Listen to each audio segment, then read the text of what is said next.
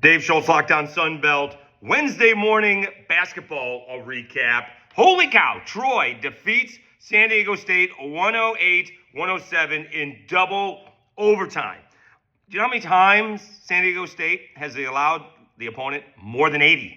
More than 80 in the last year, twice. Carolina blew them out in the NCAA tournament. They scored 95 points.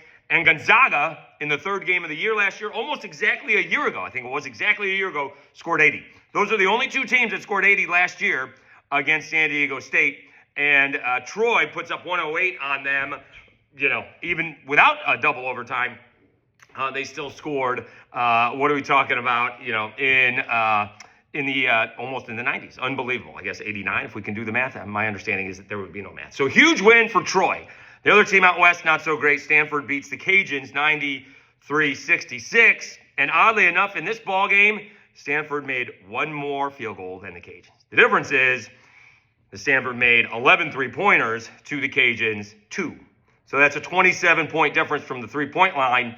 What was the difference in the ball game? Not to mention, Stanford's got an inside game. The Cajuns have no inside game. Stanford made their free throws, and the Cajuns did not. Southern Miss over William Carey, 82-59. Texas State beats Abilene Christian, 63-49. Georgia Southern gave Georgia Tech all they could handle, 68-66. Ramblin' Wreck slipped by Georgia Southern. Xavier blows out Old Dominion, 99-69.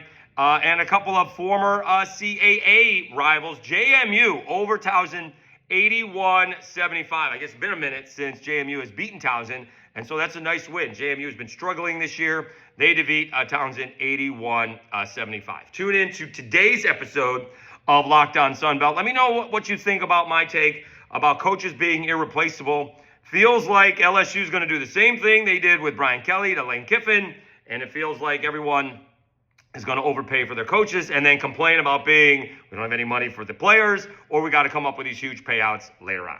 Seems like we're doing the same thing over again. JMU doesn't make the rankings, and we do preview a little bit of Week 13. All right, thanks very much for tuning in. We'll talk to you again on Thursday's episode of Locked On Sunbelt.